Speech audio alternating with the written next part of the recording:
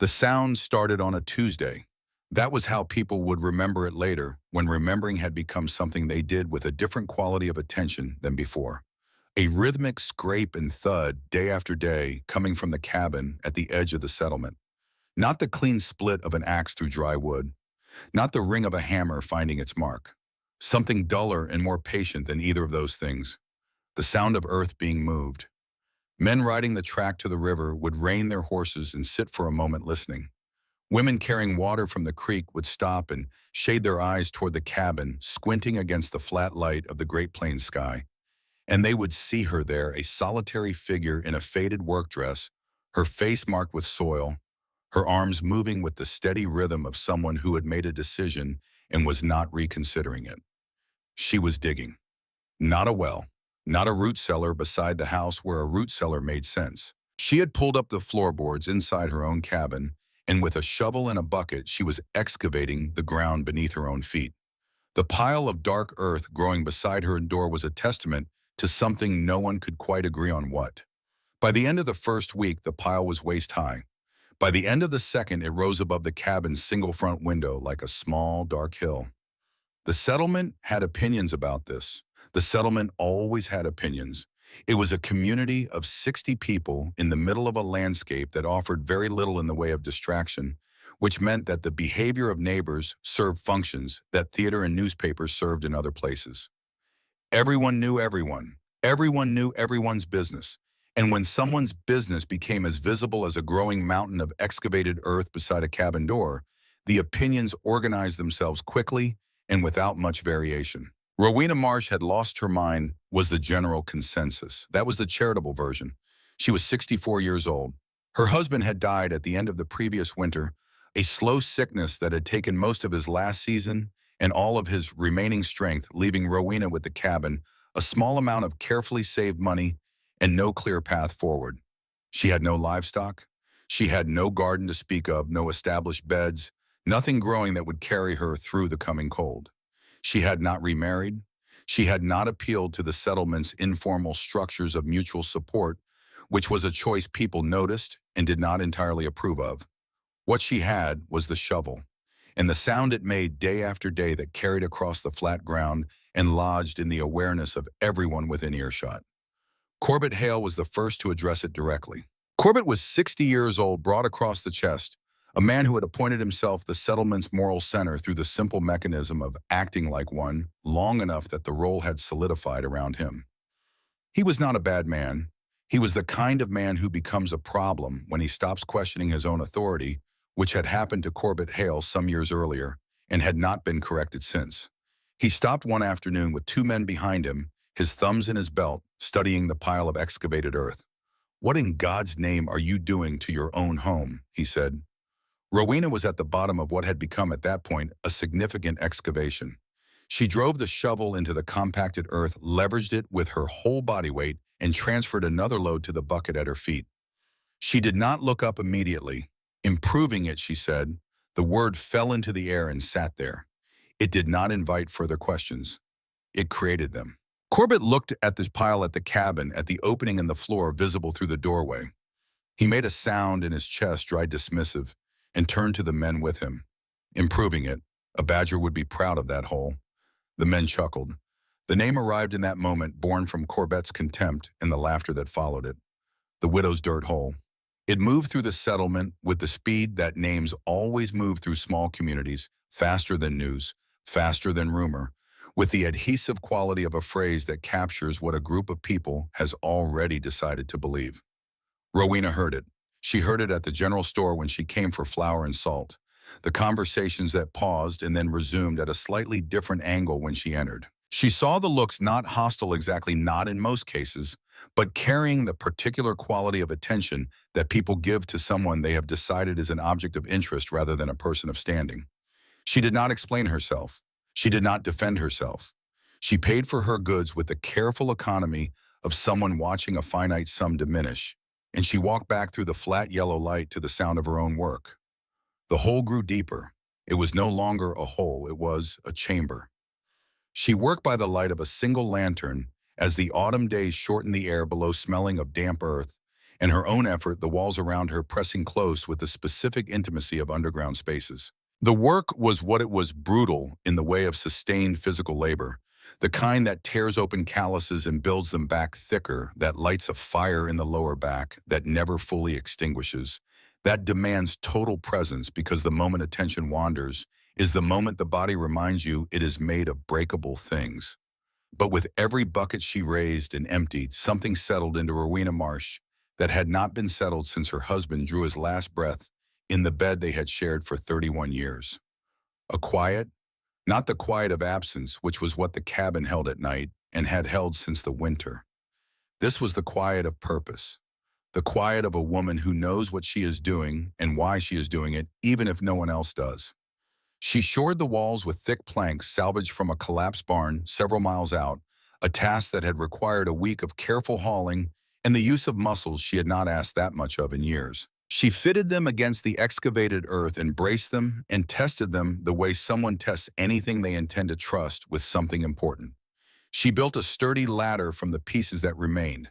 She descended and ascended that ladder dozens of times each day until the motion became automatic, until her body knew the rungs the way it knew the floorboards of the cabin above. Above her, the settlement went about its autumn work. Gardens were tended with the focused urgency of communities that understand the relationship between harvest and survival. The tomatoes were everyone's particular pride and particular anxiety, grown tall on their stakes. The leaves an almost aggressive green, the fruit moving through its slow transformation from hard green to yellow to the deep promising red that meant preservation and sustenance through the months when nothing grew. They represented security. They represented the difference between adequate and not. Rowena had no such garden. Her yard held nothing but the great displaced pile of her excavation, which continued to be a source of discussion at the saloon and the general store, and in the spaces between cabins where neighbors gathered to share information and occasionally to agree on what it meant. "She'll be begging for scraps by first frost," Corbett declared with the confidence of a man whose prediction aligns perfectly with what he wants to be true. All that work for nothing but a hole in the ground. Down in the chamber she had made, Rowena was building boxes. Long, deep troughs fitted to the dimensions of the space, filled with a careful mixture of the subsoil she had excavated and the manure she had been composting in a corner of her yard for most of the previous year. She worked with an efficiency that came from planning. She had known what she was going to need before she began, had thought through the sequence of steps the way her husband used to think through carpentry projects, following the logic of each stage until the final result was visible before the first board was cut. From a small cloth bundle, she removed seeds. Her mother had given them to her on the day she left the place where she was born, a departure that had proven permanent in the way that many departures in that era proved permanent. You traveled the distance, and the distance became your life. Her mother had pressed the bundle into her hands on the porch of the farmhouse and said something about carrying home with you wherever you go. Rowena had kept the bundle for 40 years, refreshing the seeds from her own plants, when she had plants protecting the lineage through moves and winters and the ordinary attrition of a long life. She planted them with the care of someone handling something irreplaceable. Each seed pressed to the correct depth, spaced with the attention to detail that her mother had modeled and that she had never stopped practicing. She watered them from the bucket she kept at the base of the ladder, rationed carefully, understanding that water management underground operated by different rules than water management in a surface garden where evaporation and drainage announced themselves. Then she waited. The waiting was not passive. She descended the ladder multiple times each day, checking moisture, checking temperature, checking for the first signs of what she was looking for. The chamber was dark except for her lantern, and the air was still, and the temperature held with a consistency that the world above never achieved. Not the cold of a root cellar, not the warmth of a heated room, but something in between that remained stable while the days outside swung from the last remnant of summer heat to the sharp edge of coming autumn. On a Tuesday evening in midsummer, when the light above ground was still holding gold at the horizon, but the chamber was already fully dark, Rowena descended the ladder with her lantern and saw the first green shoot. It had pushed through the soil of the nearest trough with the particular determination of something alive, asserting itself against resistance. Pale small, its two seed leaves spread like the smallest possible declaration of intent. She knelt beside it, The lantern light moved across the surface of the soil across the other troughs where nothing yet showed across the plank walls she had built with her own hands from salvaged lumber hauled over bad roads. The chamber smelled of earth and moisture, and something organic and alive that had not been there before. She stayed there for a long time. She was 64 years old and she had buried a husband and sold the livestock and watched the settlement form its opinion of her and had not argued with any of it. She had simply dug. She had planted seeds her mother gave her in ground she had made herself, and the first of those seeds had answered. She was not the kind of woman who assigned large meanings to small events. She had lived long enough to know that sentiment and reality did not always align, and that the gap between them was where foolishness lived. But she sat in the lamplight in the chamber beneath her cabin floor and let herself feel what she felt, which was something she had not felt since before her husband's last autumn. Not grief, not its absence either. Something that existed in a different register entirely. She felt like herself. By the time the shoots had become seedlings, by the time the seedlings had found the trellises she had built for them and begun their upward reach, the chamber had become her true residence. She spent more time below than above. The cabin on the surface had become a lid over her real life, a threshold she crossed multiple times each day without much thought, the way you cross a threshold between rooms. The settlement's curiosity had passed from mockery toward a more active variety of confusion, because there was a new development.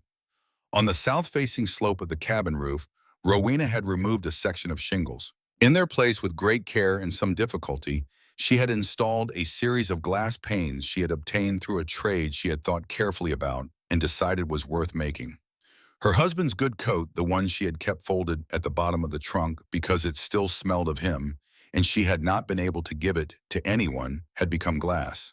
The panes were old, slightly warped, admitting a greenish and imperfect light, but they caught the high summer sun and directed it downward into the chamber. The angle required calculation. She had done the calculation over several evenings with pencil and a piece of paper, working out the geometry of it the way her father had once worked out carpentry angles, following the logic until the answer was clear. Now that specific window of light fell across the trellises each morning and moved across them through the afternoon hours before withdrawing.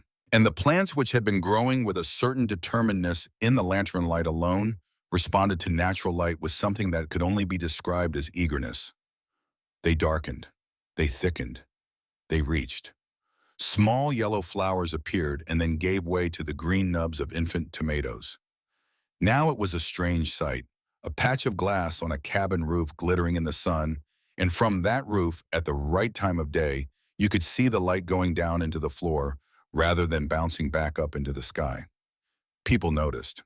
The story changed shape. Now she was putting windows in the floor.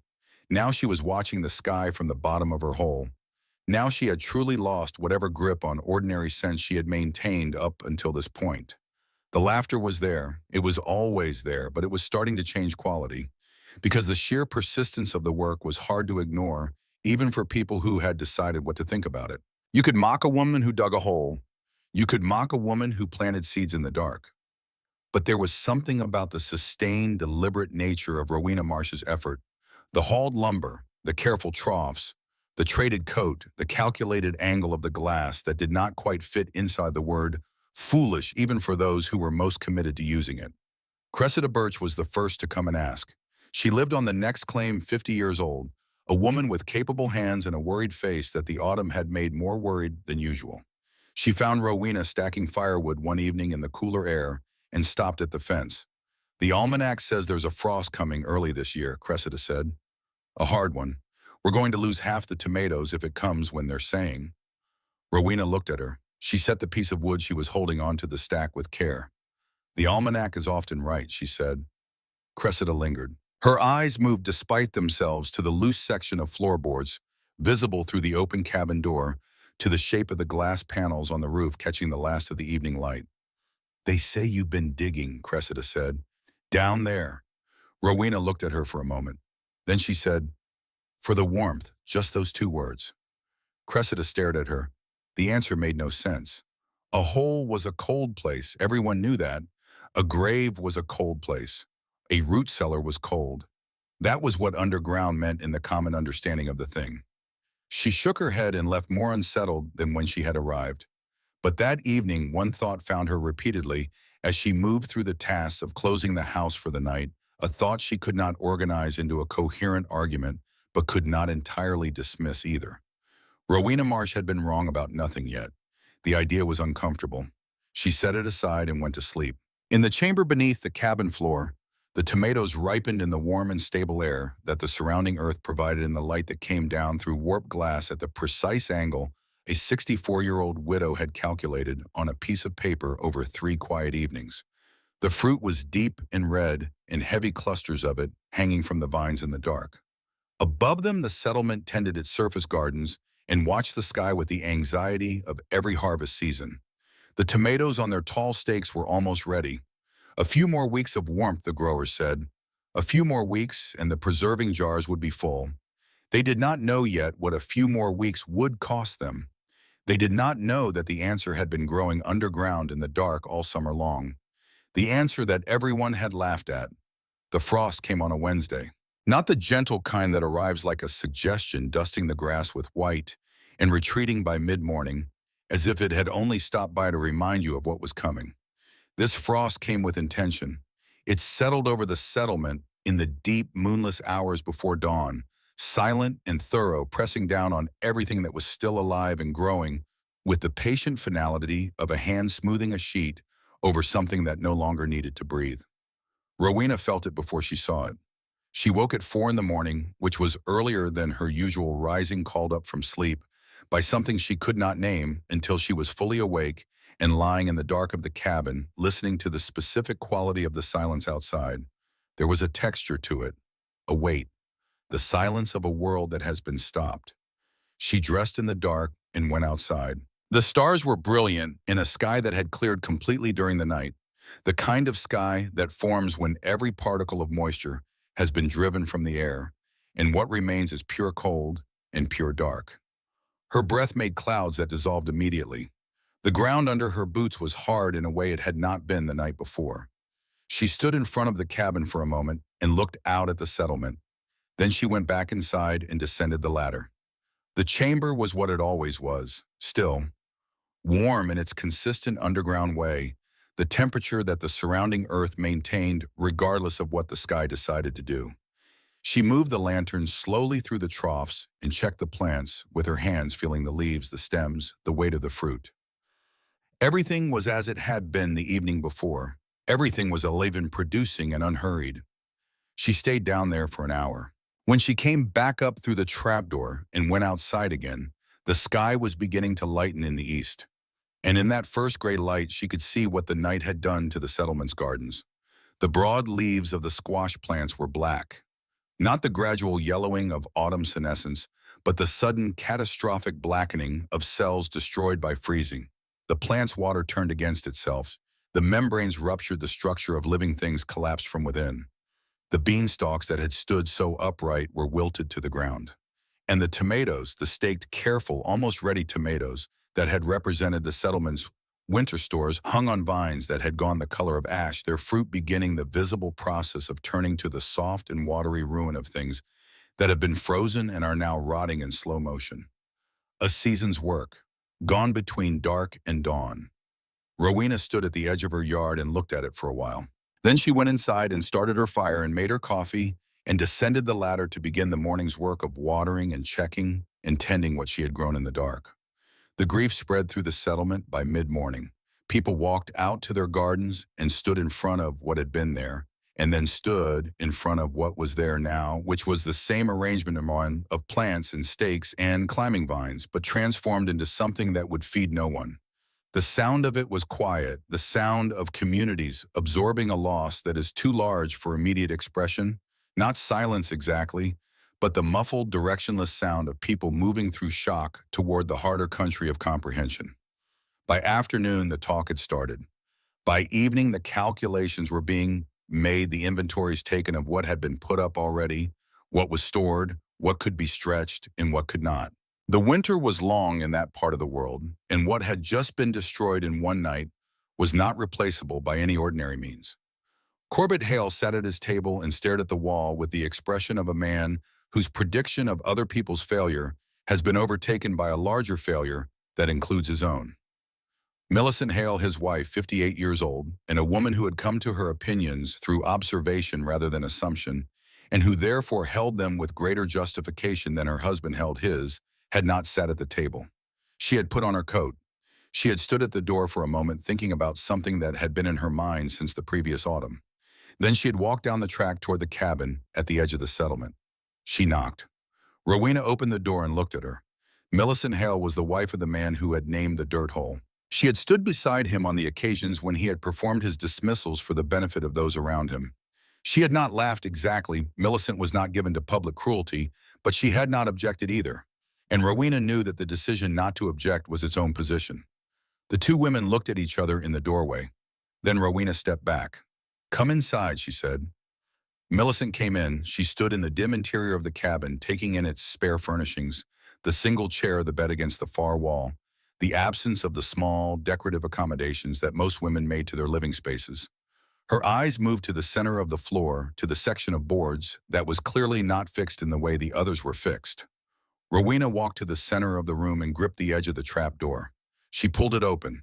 She picked up the lantern from the floor where it waited and held it so the light went down into the space below. She looked at Millicent. "Follow me," she said. Millicent looked into the darkness. She could smell it now. Not the smell of cold earth, not the smell of damp and rot that she would have expected from a hole in the ground. Something else. Something alive.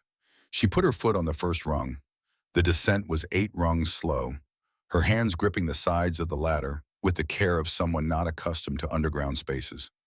When her boots touched the packed earth floor and she straightened and Rowena raised the lantern, the sight that met her was so contrary to what her eyes had spent the morning looking at that for a moment her mind simply refused it.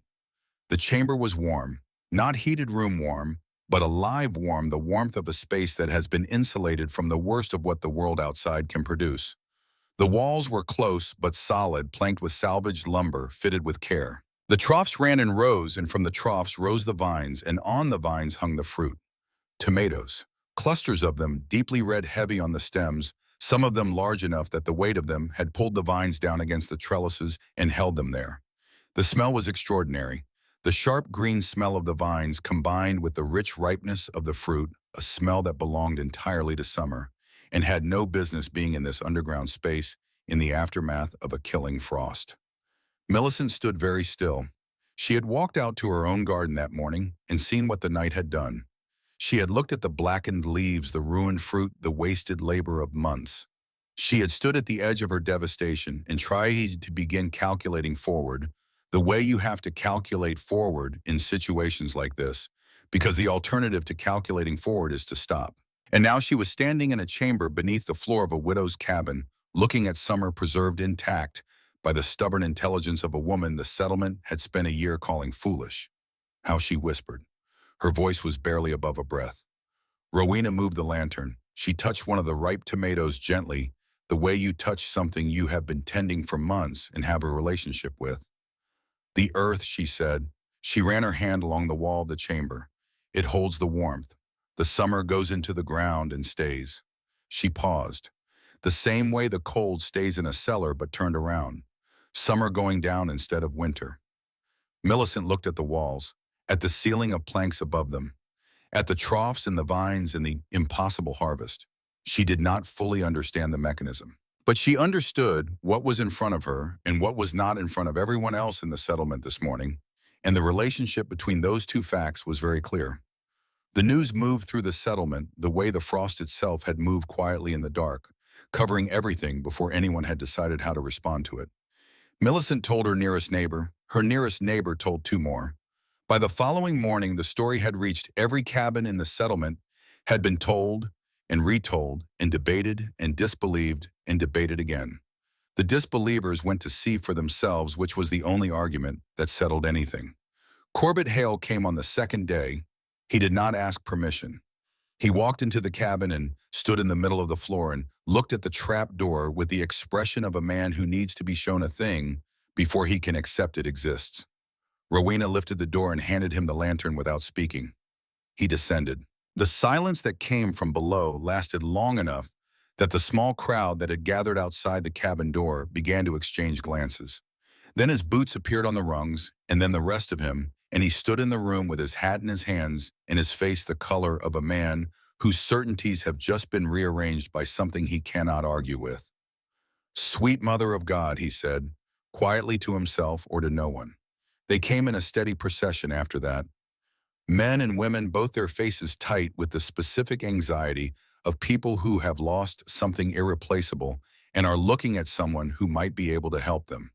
They descended the ladder one at a time and stood in the warm underground air among the laden vines, and they were quiet in the way that people are quiet when they are looking at something that embarrasses their recent opinions. The widow's dirt hole was no longer a joke, but the name did not disappear. It changed quality. When people said it now, there was something else in the word, something that sat uncomfortably between the mockery it had been and the reverence it was becoming. A name that had started as an insult trying to figure out what to do with itself now that the insult had been inverted. Cressida Birch came on the third day. She came with a small sack of flour held in both hands, and she came in the afternoon when she knew there would be fewer people around to observe the approach. She stood at the cabin door and looked at the ground when Rowena opened it. She said, "I know it's a great deal to ask." She said, "My family has very little put up for the winter." She said, "Even just a few." She held out the flour. Rowena looked at the sack. She looked at Cressida's face at the set of it, at what it cost her to be standing here with this offering when she had not been among those who argued against the dirt hole, but had not argued for it either. She went inside. She descended the ladder. She came back up with a basket of tomatoes, ripe and red and heavy, and she set them on the table, and she and Cressida looked at them together for a moment. She took the flour and gave Cressida the basket. That was the beginning. Others came with what they had: jars of honey, a bolt of cloth labor promised for the coming spring, a share of venison from a successful hunt. Rowena received each offering and made each exchange with the same economy she brought to everything: no excess warmth and no coldness, either. Simply the transaction itself conducted with the respect that any honest exchange deserves. She was careful. She knew what she had and what it needed to last. The plants were still producing the warm, stable air of the chamber, maintaining the growing conditions that had been established over months of careful management. But the harvest was not infinite, and the winter ahead was long, and she calculated each exchange against the larger arithmetic of the season. Corbett Hale watched this new economy form and saw in it something that made him uneasy for reasons he could not immediately articulate. He came to her door one evening with two men from the settlement's informal council. His tone was measured, the tone of a man who has decided in advance that he is being reasonable. He said what she had built was remarkable. He said the community was facing a hard winter. He said that in times of genuine need, the resources available to the community needed to be managed for the community's benefit. He said he was prepared to take responsibility for that management. He said all of this with the patient delivery of someone who believes they are explaining something obvious to someone who needs the explanation. Rowena stood in her doorway. She was 64 years old, and she had spent a year digging and building and planting and tending in the face of a community that had decided to find her efforts amusing. She had bought wood with her last money and traded her dead husband's coat for glass and hauled salvaged lumber over bad roads by herself. She had descended and ascended that ladder hundreds of times in the dark and the lantern light, and she had learned the particular patience of growing things, which was a patience built on the understanding that effort and outcome are connected but not immediately. She looked at Corbett Hale and the two men with him. She said, "I dug this." She said, "I timbered it." She said, "I planted it and I tended it." She said, "This harvest is mine." Corbett's expression shifted. He had expected reluctance. He had not expected the door to close, which is effectively what happened. Though no door actually moved, simply the quality of the space between them made it clear that the conversation was over. He left with the men behind him. His face as he walked back down the track carried the stiffness of someone who has been told no, in a way they will spend considerable time deciding how to characterize. The whispers that began after that evening were different from the earlier whispers. The mockery had been contemptuous, but essentially harmless. The way mockery aimed at someone who poses no threat is harmless. This was different. This had need behind it, and need is not harmless. Need can make people calculate in ways they would not otherwise calculate, can make options seem available that would not ordinarily seem available. Rowena felt it. She felt the quality of the attention change, felt the eyes on the cabin at odd hours felt the different weight of the settlement's awareness. She had been an object of amusement. Now she was an object of something more concentrated and more dangerous. She began barring the cabin door at night, which she had not done since the early days of the settlement, when the uncertainty of a new place in new territory made such precautions reasonable. She slept lighter. She kept the iron poker near the hearth within reach from the bed. The winter deepened. The nights grew colder. The inside of the cabin was warm enough, but barely, and she tended the small stove with careful attention to her wood supply, which was finite in the way that everything was finite this winter for everyone in the settlement. Tarleton Pruitt had exchanged a worn shovel head for a basket of tomatoes the week before the bad night. He was 45 with a quiet wife and 3 young children and a worried face that seemed to have been made for worry, structured by decades of harvest anxiety and weather uncertainty, and the general difficulty of making a life on flat land that offered everything to those who could endure it and nothing to those who could not. Rowena had seen him at the exchange. She had seen the relief on his face when he carried the basket home, the particular gratitude of a man who has found a solution to an immediate problem and is not thinking about anything beyond it. She had not thought about him again until the night the wind started. The storm came in from the northwest, the way the worst storms did, building through the afternoon into a sustained howl by evening that found every gap in the cabin's walls and reminded her of the ones she had not yet sealed. She banked the stove and went to bed early, listening to the wind work at the structure around her. She woke at 2 in the morning to a sound that was not wind. It was coming from above, from the roof. A scraping, deliberate sound, the sound of a tool being applied to something with intention. Her mind organized it immediately, not a branch, not debris, not the wind's improvisation. A person, on her roof, with something in their hand. She was on her feet before she had completed the thought. She took the lantern, she took the iron poker. Her bare feet found the floor, and she crossed to the center of the room and looked up, and in the lantern light she could see through the gap where the glass panes met the roof boards, the edge of a shadow moving against the moonlit sky. He had a crowbar. She could hear it now, the specific sound of a pry bar inserted under the edge of a frame, the creak of resistance. He was working at the glass. She did not deliberate. She went to the door and lifted the bar and went outside into the wind and cold in her bare feet and night clothes, and she looked up at her roof. Tarleton Pruitt was on the slope of the roof, his coat dark against the pale moonlit shingles, the crowbar in his hand. He was working at the edge of the glass frame, his movements systematic, the movements of a man who has made a decision and is executing it. She looked at him for a moment. Then the crowbar came down and one of the glass panes broke. The sound of it was small against the wind, but what it meant was not small. Cold air was already beginning to move through the break, the careful thermal balance of the chamber below, beginning its shift toward the outside temperature, toward the same temperature that had destroyed every tomato plant in the settlement weeks before.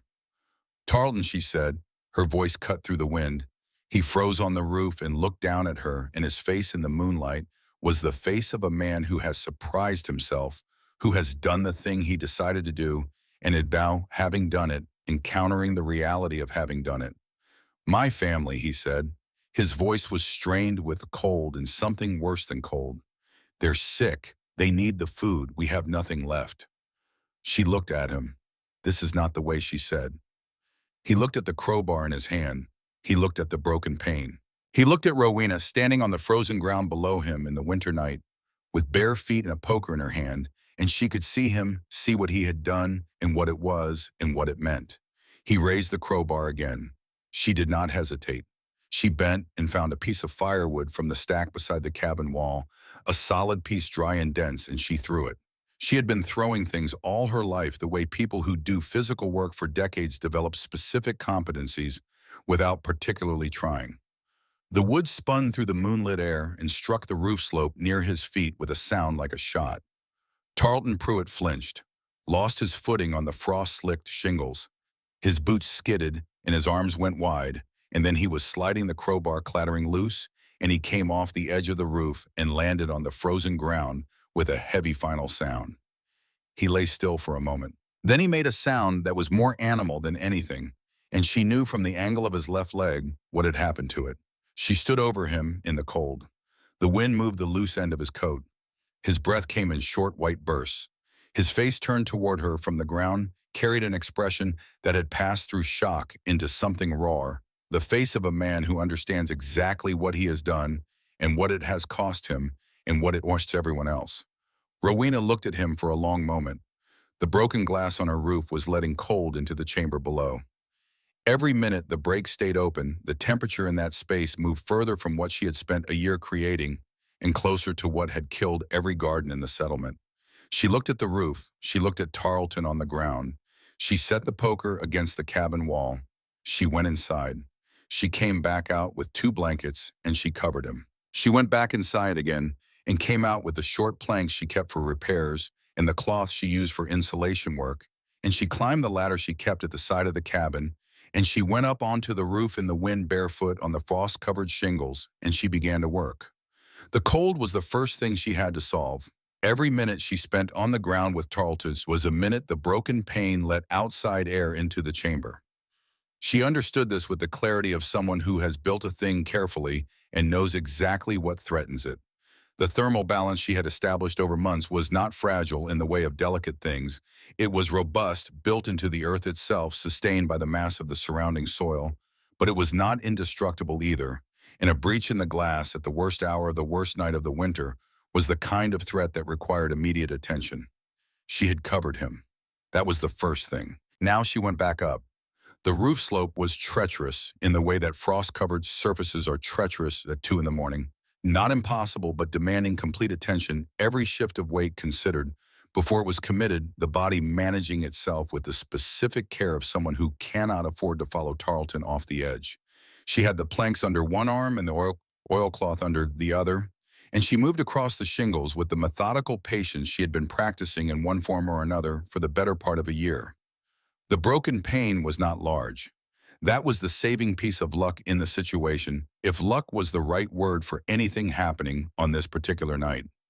One pane from the center of the arrangement cracked through its center and partially dislodged from the frame. Cold air was coming through the gap. Yes, she could feel it on her face as she leaned over the opening, the draft from below where the chamber's relative warmth was being drawn upward and replaced with the freezing air that pressed down from above. She worked. She fitted the plank across the gap at the angle that would shed the wind rather than collect it. She pressed the oilcloth beneath it as a seal, tucking it against the remaining glass on both sides with fingers that had stopped registering temperature as a feeling and started registering it only as information about what the fingers could and could not do. She had spare nails in her coat pocket from the habit of always carrying what she might need, and she drove them through the plank into the roof boards with the hammer she had brought up inside the fold of the oilcloth. Not beautiful, not permanent, but sound in the way that things built from what is available in the moment of necessity are sometimes sound a solution that addresses the immediate problem and holds it at bay long enough for a better solution to become possible. She tested the edges of the seal with her palm. The draft was reduced to almost nothing. She descended the roof and the ladder and stood on the frozen ground and looked at what she had done for a moment. Then she turned to Tarleton. He had not moved from where he lay, except that his right hand had come to rest on the blanket she had put over him, gripping it with the involuntary hold of someone in pain who needs something to hold. His leg was wrong in a way that could not be fixed by the morning sun, only managed until something better than management was available. She knelt beside him. She did not speak first. She examined the leg with her hands in the moonlight, moving with the careful deliberateness of someone who has set broken things before, not bones specifically, but other things, and who knows that the principle is the same. You work with what the structure tells you rather than against it. He made a sound when she touched the brake. She acknowledged it with a brief pressure of her hand on his shoulder and continued working. She had the planks. She had the cloth. She improvised a splint in the dark and the cold, bracing the leg against further movement, binding it with the methodical wrapping she used for insulation work, the strips tight enough to hold, but not so tight as to cause additional harm. When she was done, she sat back and looked at what she had made. Then she went inside and came back with a basket. She set it beside him in the dark. The moonlight fell across the tomatoes inside it, their red darkened to something richer in the cold blue light. She helped him up. This was the hardest physical thing she had done in a year of hard physical things. He was not a small man, and his leg would not bear weight, and the ground was frozen, and she was 64 years old. But she had been doing impossible-seeming things, one incremental step at a time, for long enough that she knew how to approach this one, not as a whole, not as the entire distance from the ground to his cabin door, but as the next place to put a foot, and then the next, and then the one after that. They crossed the settlement in the deep cold of the pre-dawn dark. She left him at his door. She did not go in. She did not explain herself to his wife, who opened the door with a face that told its own story of worry and long waking. She set the basket inside the door and turned and walked back through the cold to her own cabin. She descended the ladder. The chamber was what it was. Slightly cooler than it had been, she could feel the difference with her face and hands. Not dramatic but real, the effect of the broken glass in the hours before she had sealed it. She moved through the troughs with the lantern, checking leaves and stems and fruit, with her hands looking for the signs of cold stress, the subtle wilting at leaf edges, the slight change in stem texture that preceded damage. She found none. The earth had held. The mass of soil surrounding the chamber had absorbed the cold air and refused to give up what it had spent months accumulating. The plants were where they had been before the night started. The fruit was where it had been. The warmth was reduced but not broken. She sat on the floor of the chamber for a while. The lantern made its small, steady light. The roots of the trellis vines were visible at the edge of the nearest trough, pale and purposeful in the dark soil. Above her, through the plank floor of the cabin, she could hear the wind beginning to ease the storm, losing the energy it had spent on the night and retreating towards something more ordinary. She thought about Tarleton on the roof with the crowbar. She thought about the basket she had left inside his door. She tried to locate in herself the anger that seemed like it should be there, and found that it was not there, or not in the form she expected it. What she found instead was something tireder and more complicated, the recognition that a man doing a desperate thing from desperation was not the same as a man doing a cruel thing from cruelty, and that the difference mattered even when the outcome was broken glass on a winter night. She had never been good at sustaining anger. Her husband used to say she burned through it too fast, that she went from angry to done with it in the time it took other people to get properly started. She had never decided whether that was a virtue or a limitation. Perhaps it was simply what she was. She climbed back up the ladder. She barred the door and went back to bed. She slept. By morning, Tarleton had told his wife everything. That was what she learned afterward, that he had lain in the narrow bed beside her through the last hours of darkness and told her all of it, not in the way of someone managing a story, but in the way of someone who can no longer carry the weight of what they have done and needs to set it down in the only place available. His wife had listened. By the time the settlement was fully awake, the story had moved through it. This story moved differently from the earlier ones. The mockery had moved fast and loose, the way stories move when they are being carried by laughter. This story moved with a different weight, slow and deliberate person to person, carrying the specific quality of something that requires the listener to sit with it before passing it on. People heard it and went quiet, and then went to find someone else who had already heard it and talk about what it meant. Corbett Hale heard it at 8 in the morning from the man who lived 2 doors from the Pruitts. He sat at his table after the man left. Millicent sat across from him. She did not speak. She had learned in their years together when Corbett needed to be left alone with a thing and when he needed to be moved.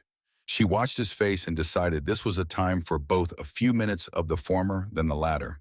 She said after a while, "What are you going to do?" He did not answer immediately. He looked at his hands on the table. He looked at the window through which the light of a cold, clear morning was coming in straight and clean. He looked at something that was not in the room, something interior, the accounting that a person conducts when events have made the ordinary accounting insufficient. He was not a man who apologized easily. He had built most of his adult life on a structure of confidence that did not have a natural place for apology. Confidence in his own judgments, in his understanding of what things meant and what people should do. He had appointed himself a center and had held that position, and the holding of it had required him to be right more often than not, or at minimum to be certain. He had been wrong about the dirt hole. He had named it and mocked it and organized the settlement's dismissal of it, and it had turned out to be the most important thing built in the settlement in years. That was one wrong. He had tried to take it from her. He had walked to her door with the language of the community's welfare and tried to transfer her creation into his management, and she had refused him, and she had been right to refuse him. That was a second wrong, and on the night that followed all of that, a man from his settlement had gone onto her roof with a crowbar, and she had stopped him and splinted his leg in the dark and carried food to his children, and no one had asked her to, and no one had watched her do it. Corbett pushed back his chair. He put on his coat. He put on his hat. He looked at Millicent. "Come with me," he said. They walked to the cabin at the edge of the settlement in the cold morning air. They were joined on the way by others who had heard the story and had reached their own conclusions about what this morning required. By the time they reached the cabin door, there were 14 people behind Corbett and Millicent, a gathering that had assembled without being called the way gatherings do. When a community feels a shared obligation, it cannot articulate, but also cannot ignore. Corbett knocked. The door opened. Rowena looked at him. She looked at Millicent. She looked at the people behind them. Her face did not change much. She had the quality of someone who has long since stopped being surprised by what the world puts in front of her. Corbett took off his hat. He had been working on words during the walk. He had composed sentences and rejected them, and composed more because he understood that this was a moment that required language adequate to what had happened, and he was not certain he possessed such language. In the end, what came out was simpler than anything he had planned. He said we were wrong. He said it to Rowena's face and not to the ground or the middle distance. He said, "We let our fear make us into something ugly. What Thomas did last night was unforgivable. What you did after he stopped." He started again. "We have no right to ask you for anything, but the glass is broken and we want to fix it." Rowena looked at him for a long moment. She opened the door. Orrin Vance was already moving before anyone spoke. He was a man of 55 who had learned carpentry from a father who had learned it from necessity, and he had brought his tools on the walk to the cabin because he had known before he arrived what the work was. He went around the side of the cabin to where he could see the repair Rowena had made in the night: the plank, the oilcloth, the improvised seal that had held against the cold, and he looked at it with the assessing eye of a craftsman reading someone else's emergency work. He said nothing. He climbed the ladder. The women went inside. Millicent Hale descended the ladder into the chamber for the second time, but differently from the first. The first time she had descended as a petitioner following a stranger's invitation into a stranger's dark. This time she descended as someone with work to do, and the others followed her. They moved through the troughs carefully with the deference of people who understand they are in the presence of something that took a long time to grow and can be damaged by inattention. The broken glass had fallen into the soil of the nearest trough, some pieces large and some fragments nearly invisible in the dark soil. They gathered them with slow, careful hands, working by lantern light, sifting the earth gently for shards that might damage the roots or cut the hands of anyone who worked the soil afterward. Cressida Birch had brought glass. She had thought of it on the walk over, had turned back to her cabin and retrieved 2 frames from her wall frames that had held photographs of people who were no longer living, people she had carried across the distance to this place. She had removed the photographs and wrapped them carefully and brought the glass. It was mismatched, and one piece was slightly thicker than standard, but it was clear and it was sound. She set it on the table inside the cabin without comment. Orrin looked at it from the roof and decided it would work. He fitted the pieces with the care of someone solving a puzzle that matters, trimming where necessary, setting them into the frame with the patience of a craftsman who measures outcomes in years rather than hours. The other men handed tools up and held things steady and fetched what he needed from his box, and by midday, the glass was in. It was not the same as what had been there before. It was better, Rowena thought when she went up to look at it, more carefully fitted than her original installation, the seals tighter, the frame reinforced with additional bracing that Orrin had added without being asked because he had looked at the original and seen what it could be improved to. She did not say this. She looked at the work, and then she looked at Orrin, and he gave her the brief nod of one craftsperson acknowledging another's recognition, and that was the complete exchange. That evening they gathered. Corbett did not take the head of the table. There was no head of the table. There was Rowena's one chair and the improvised seating that people had brought from their own homes arranged in the small cabin in whatever configuration the space allowed. People sat where there was room. The organization of it was purely practical. Rowena stood near the trap door, which she had left open so that the warmth from below came up through the floor, and the smell of the chamber earth and vine, and the particular organic richness of living plants in dark soil was present in the room as a kind of testimony. She said what she had been thinking. She said there was enough in the chamber to last through the winter if it was managed correctly. She said managed correctly meant not all of it going to one family or one part of the settlement, and not all of it being rationed from above by someone who had not grown it. She said each family should contribute what they had, firewood, grain, preserved meat, skilled labor, whatever was available, to a common fund, and from that fund the community would maintain itself through the season. She said she would oversee the harvest and the distribution herself, not because she did not trust anyone else, but because she understood what the plants needed in a way that had been built over months of daily attention and could not be quickly transferred. And she said this in the spring, anyone who wanted to learn how she had done it could come down the ladder with her and she would show them. The room was quiet for a moment. Then Millicent Hale said, "I'd like that," and that was that. Corbett added nothing.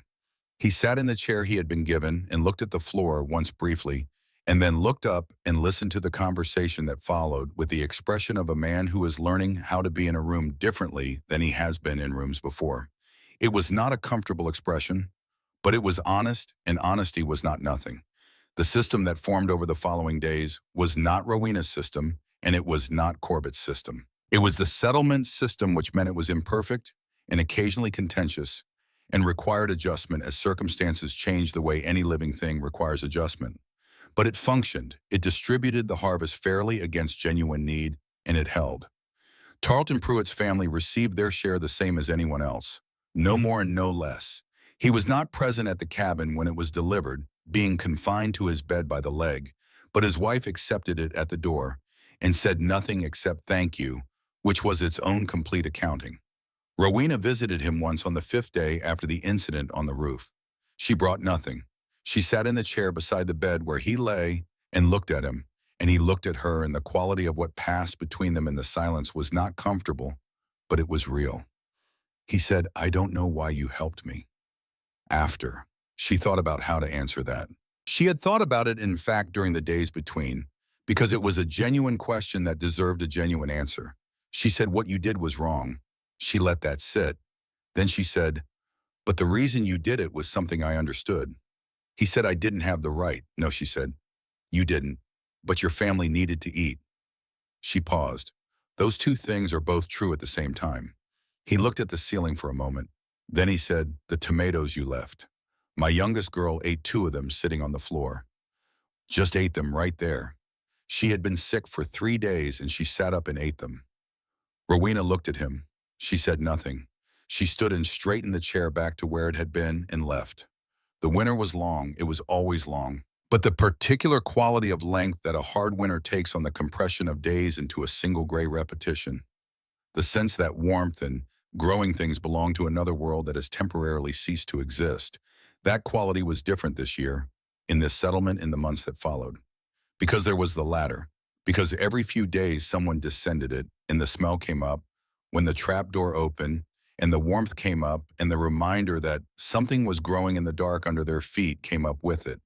A specific physical reminder that even in the worst season, something that had been planted with sufficient care and given sufficient attention would continue to do what living things do, which is grow. Rowena taught them. Not in the way of a teacher performing expertise for students she had never been comfortable with. Performance had always found the direct transfer of specific practical knowledge more natural than the theoretical variety. She taught them the way her mother had taught her, which was by doing the thing alongside them and saying what she was doing and why in the plainest available language. She taught them to read the soil. Not metaphorically, literally with their fingers, the way you read anything that communicates through texture and temperature rather than words. She showed them how the moisture level felt at different depths, what the right resistance meant when you pressed a finger to the surface, what the wrong resistance meant. She showed them the difference between the heat held by the earth and the warmth generated by active growth and how to tell them apart. She showed them the glass. The angle mattered. She explained it the way she had worked it out on her piece of paper. Not the mathematics of it, which she did not have the vocabulary to communicate formally, but the logic of it, which was available to anyone who was willing to follow it. The sun moves through a particular arc at a particular season. You need the light to enter at a particular angle to reach a particular depth. You find the angle by working backward from where the light needs to be. She said, everything in this is working backward from where you want to end up. Millicent Hale wrote some of it down. She had a small notebook she kept for household accounts, and she began adding pages to the back of it. Observations from the sessions in the chamber, questions she had thought of afterward, diagrams of the trough arrangement and the glass positioning. She did this quietly without announcement, and it was months before Rowena saw the notebook and understood what Millicent had been doing. She looked at the diagrams. She looked at the careful written descriptions of soil mixture ratios and watering schedules and the geometry of light. She said, that's right. She pointed at one entry, except the moisture schedule changes in the coldest weeks. You reduce the frequency. She showed her the difference with her hand against the soil. Millicent added a notation to the page.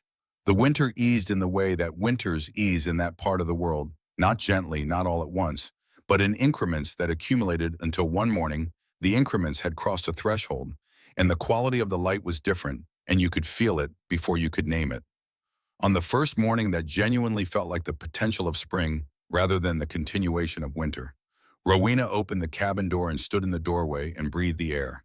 She could hear from somewhere across the settlement a sound she had not heard in months, the sound of a shovel. She listened, then another shovel, and another. The rhythmic percussion of earth being moved coming from different directions from the yards of different cabins. She went inside and descended the ladder and spent her usual time among the troughs, checking and tending and turning over in her mind the work that the coming season would require.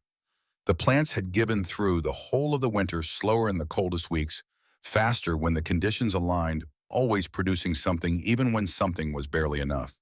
They were tired in the way that things are tired at the end of a long, sustained effort, their leaves a little thinner than they had been in the autumn fullness, their production slowed. But they were alive. They had held. She harvested the last of the ready fruit with care, placing each tomato in the basket with the attention she had given to the first harvest in midsummer. She carried the basket up the ladder and set it on the cabin table and looked at it. Then she put on her coat and went outside. The sounds were closer now. She could see from the front of the cabin two separate operations underway, one at the birch claim and one further along toward the track. Figures with shovels working. She walked to the nearest. Cressida Birch was in her yard with her eldest daughter, both of them digging with a focused efficiency that told Rowena they had been at it for a while before she arrived. The pile of dark excavated earth beside the new opening was modest, a morning's work, not a season's, but it was real. Cressida looked up when Rowena arrived. She said, I measured it from your trap door. The depth, I wrote it down. Rowena looked at the excavation. She looked at the angle of the cabin's south roof where Cressida had not yet done anything but where she was clearly planning to. She said, your soil here runs sandier than mine. It'll drain faster. You'll need to compensate in the mixture. Cressida nodded. She was already writing it in the account book she had started keeping. Rowena spent that day and the next moving between the claims where people had begun digging, looking at what they were doing and saying what she saw, correcting and confirming and occasionally redirecting. She was not a teacher in the formal sense. She was a person who had learned something through months of failure and adjustment and attention. And she was sharing that learning with the direct practicality of someone who knows the difference between information that helps and information that merely sounds helpful. Corbett Hale's excavation was the largest she visited. He had started the previous week before the snow was fully gone from the north-facing slopes, working alone in the early mornings before the rest of the settlement was fully awake. When Rowena arrived, the chamber was already waist-deep and roughly the right dimensions, the walls beginning to be shored with planks in the style she had developed. She looked at it. She looked at him. He stood in the excavation with a shovel in his hands and the soil on his coat, in the expression of a man who is doing something and would prefer to be judged by the doing rather than by anything that preceded it. She descended into the space and looked at the walls. She pressed her hands against the soil to check the compaction. She looked up at the ceiling of the space, the underside of his cabin floor, and assessed the angle to the south-facing roof above. She said, you'll want the glass here. She indicated the position with her hand. Not centered, offset toward the south wall by about this much. He looked where she indicated. He took a nail from his pocket and scratched a mark in the wood. She climbed back out. The afternoon light was long and coming in at the low angle of early spring. It moved across the settlement's yards, across the new mounds of excavated earth, beside multiple cabin doors, across the figures, working in the clarified air of a season that was finally irrevocably changing. Rowena walked back to her cabin slowly. She was 64 years old, and she had been walking and bending and kneeling and climbing for more days in a row than she had counted, and her body knew all of it. Not complaint, the body's record-keeping was more neutral than complaint, simply information about where the effort had gone and what it had cost. Corbett Hale caught up with her near the track. He walked beside her for a few steps without speaking, which was not his usual manner. He was a man who filled silences, who understood that people with authority were expected to have words available for every pause. He had been different since the night on the roof, different in ways that were not dramatic and did not announce themselves but were visible to someone paying attention. He said, "Rowena, I think you should know no one calls it the dirt hole anymore." He did not look at her when he said it. He was looking at the track ahead at the place where it bent toward the river. She said, "What do they call it?" "A winter garden," he said. "Some of them." He peeled off toward his own cabin before she could respond, or perhaps before he could be expected to. She stood at the edge of the track and watched him go. Then she looked back at the settlement, at the new mounds of dark earth, at the sounds of digging coming from multiple directions, the same rhythmic scrape and thud that had started on a Tuesday more than a year ago, from her cabin alone, spreading now through the community, the way useful things spread when they have been sufficiently demonstrated. She thought about the seed bundle in the cloth wrapper, her mother's voice on the porch, the flat, strange land she had come to, and the husband she had come with, and the winter that had taken him, and the year of labor that had followed the year of digging in the dark, while the settlement organized its opinions about her. She thought about the first green shoot in the lantern light, the particular quality of what she had felt sitting alone underground, looking at the evidence that something she had planted had answered. She was not certain she could name that quality even now. It was not triumph, which was a feeling about winning, and she had not been competing with anyone, had only been trying to get through a winter with something to eat and something to do that was real. It was not pride, which required an audience, and she had not had one. It was something more fundamental than either. The specific satisfaction of a person who has done a thing that needed doing in a way that was true to what the situation actually required, regardless of what anyone else believed the situation required. She had done that. She was still doing it. She turned and walked back to her cabin and descended the ladder for the last time that day. The chamber was warm and still. The lantern light fell across the tired vines and the soil of the troughs and the plank walls she had built from salvaged lumber, hauled over bad roads by herself. The glass Oran vans had fitted let in the last of the afternoon light at the angle she had calculated, moving across the chamber floor in its daily progress. She checked the plants one more time. She turned the soil in the empty section of the nearest trough, working in the compost she had prepared for the spring planting. Her hands moved with the automatic competence of doing something she had done hundreds of times. From above her faint through the cabin floor and the hard ground of the Great Plains, she could hear the sound of shovels. The settlement learning. Doing the thing she had done because it was a thing worth doing, because the winter had demonstrated with complete and irrefutable clarity that it was worth doing.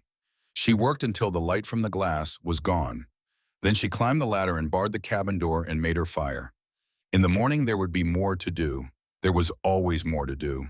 She had learned over the course of this particular year that this was not a cause for weariness, but for something closer to its opposite, the recognition that work which mattered had the quality of renewing itself, of producing the next step from the completion of the previous one, of giving back to the person doing it something that sustained rather than depleted. She would wake at the hour she always woke and descend the ladder and check the plants and tend what needed tending, and then she would go out into whatever the morning offered and do the same thing there, carrying what she had learned into whatever space needed it. The settlement was digging. She had dug first. That was all. That was enough. She put out the lamp and lay down and listened to the wind from the northwest. That was not a storm wind this time, but just weather. Just the ordinary expression of a landscape doing what landscapes do. Patient and indifferent and very large. She slept.